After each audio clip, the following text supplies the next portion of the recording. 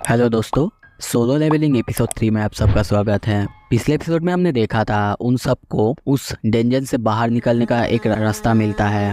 उस कमांडमेंट में जो लिखा था वो सब करेंगे तो शायद उन्हें रास्ता मिल जाए।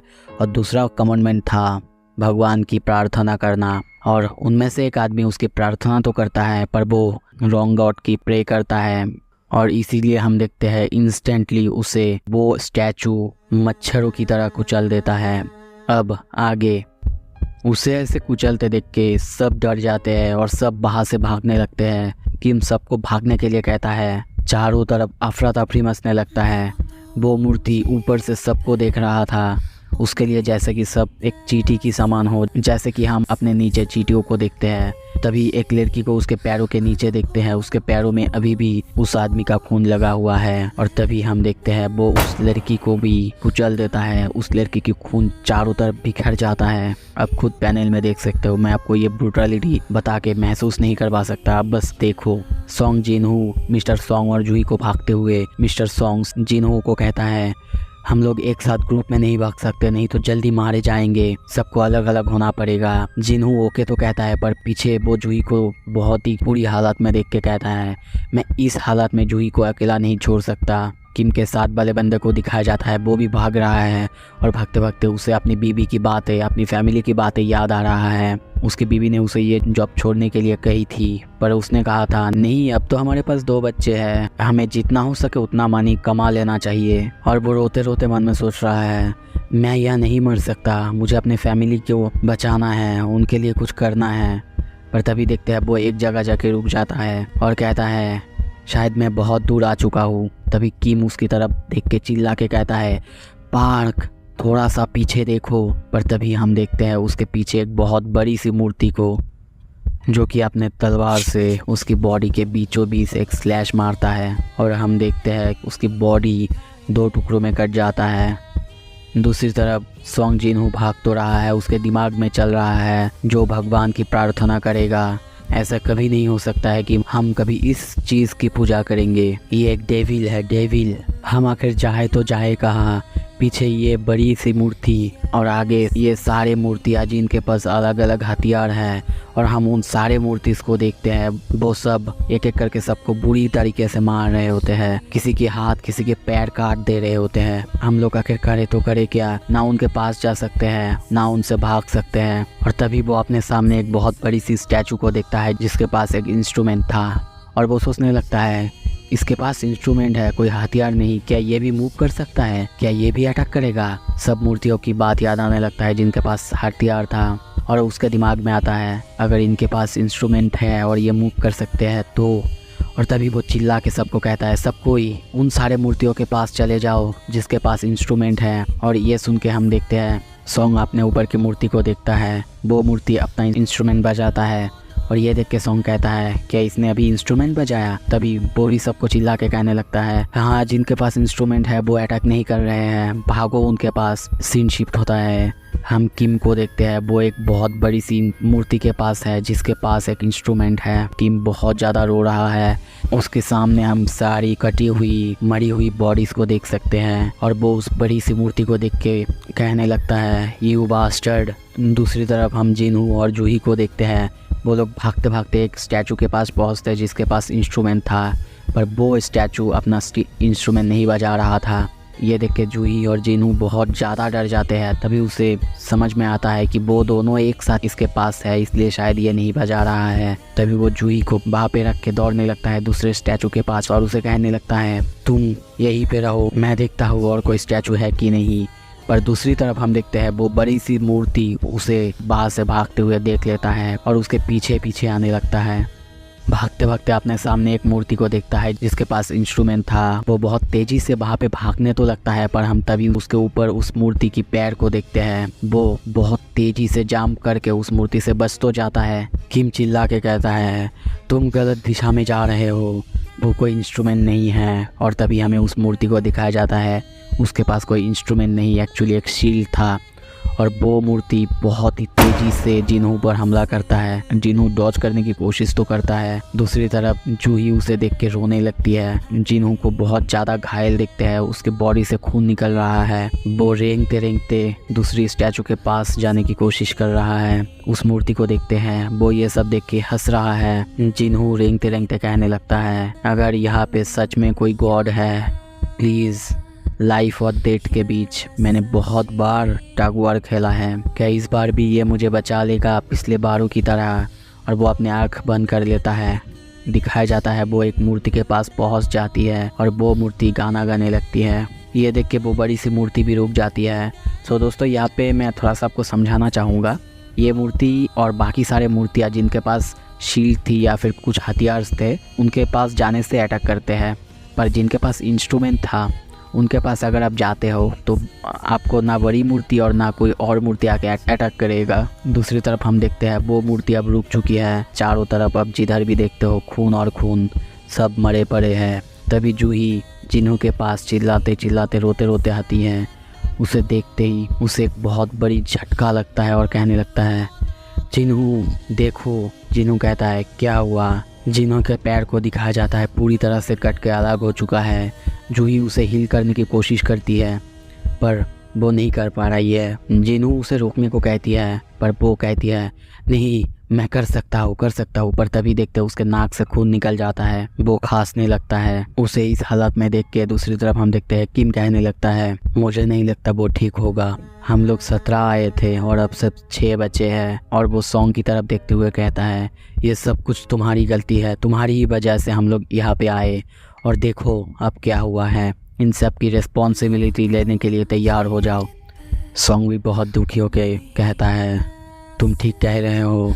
और तभी वो मूर्ति को हिलते हुए दिखाया जाता है। ये देख के सब बहुत ज़्यादा डर जाते हैं और बस चिल्ला के कहने लगती है, ये बस्टर्ड, क्या ये फिर से हमला करेगा हम पर। तभी उस मूर्ति को देखते हैं, वो अपना हाथ आगे करता है। चारों तरफ की ज़मीन हिलने लगता है और सब कहने लगता है, क्या फिर से अर्थक्वेक। और तभी हम देखते हैं ज़मीन के अंदर से एक बहुत बड़ी सी ऊंची सी चीज़ बाहर आता है। ये देख के किम कहता है, अब ये क्या चीज़ है।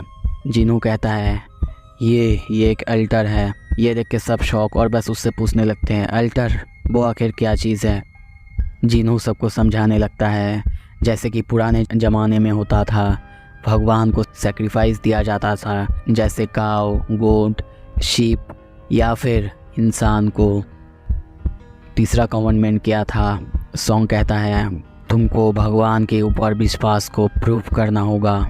जिन्हों सोचने लगता है, शायद यही है हमारी आखिरी बाधा। और उसकी ये बात सुन के हम देखते हैं किम अपना तलवार बाहर निकाल के सॉन्ग की गर्दन में रखते हुए चिल्ला के कहता है, तुम्हारी वजह से ये सब कुछ हुआ, तो सैक्रिफाइस भी तुम्हें ही देना होगा।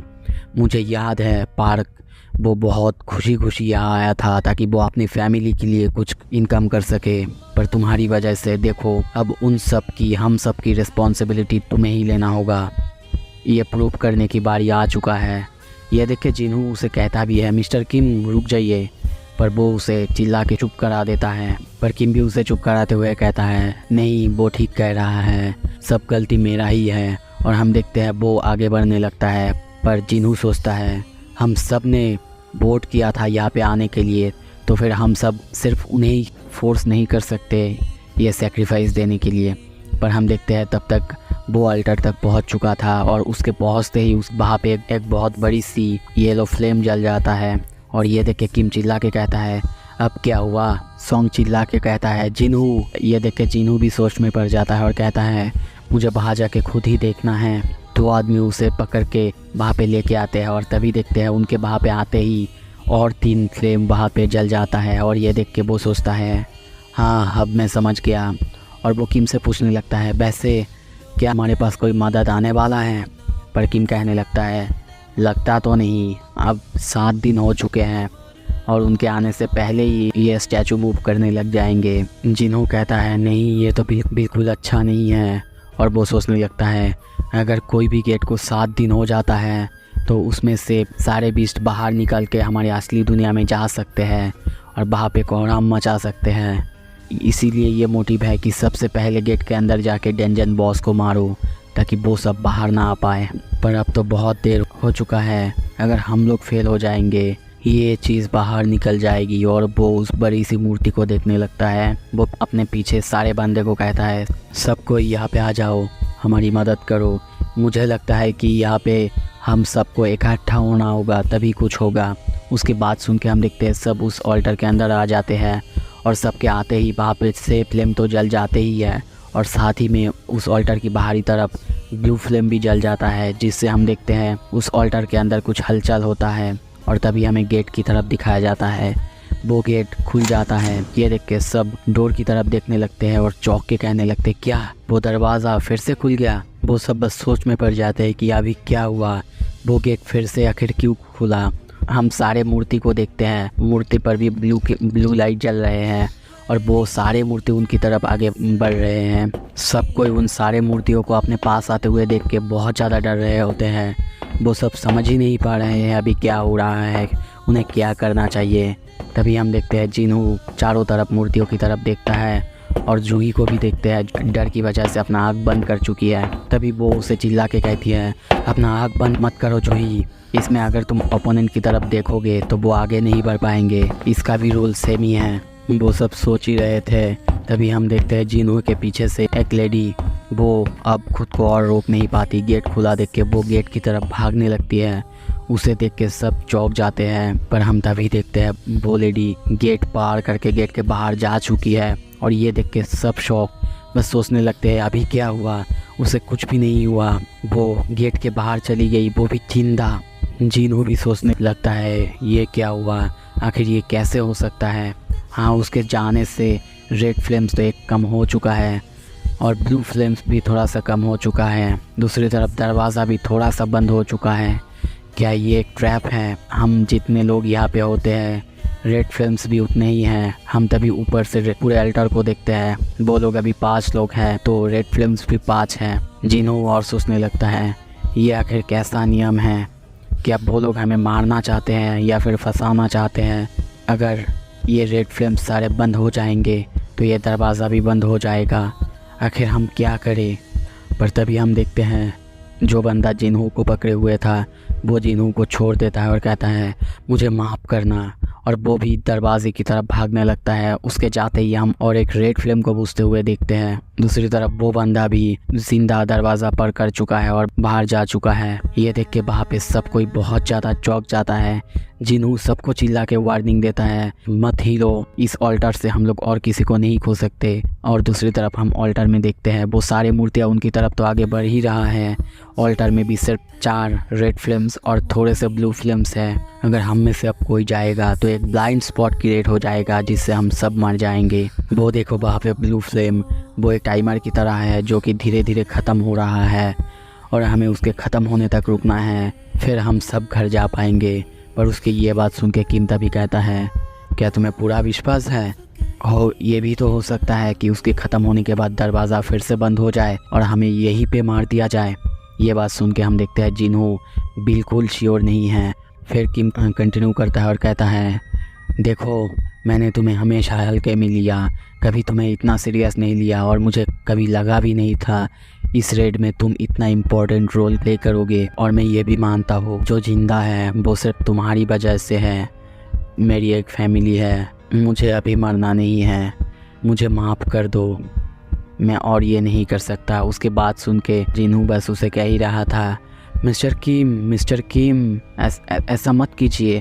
मिस्टर किम को वो उस ऑल्टर से नीचे उतर के भागने लगता है। जिन्हू बहुत ज़ोर से चिल्लाता है, मिस्टर किम, पर तब तक वो बाहर से जा चुका था। ऐसे देख के जिन्हू अपना सर पकड़ लेता है, रोने लगता है और सोचने लगता है तुम्हारा यहाँ से भागना हम सबको मरवा देगा। और वो अपना सर पकड़ लेता है। इसी के साथ ये एपिसोड यहाँ पे ख़त्म होता है। दोस्तों सोलो लेवलिंग बहुत ज़्यादा इंटेंस है, ये सब बनाने के लिए बहुत ज़्यादा तकलीफ़ होता है, बहुत कुछ करना पड़ता है। तो प्लीज़ चैनल को सब्सक्राइब कीजिए, इस कंटेंट को थोड़ा सा सपोर्ट कीजिए। Thank you so much video पूरी देखने के लिए।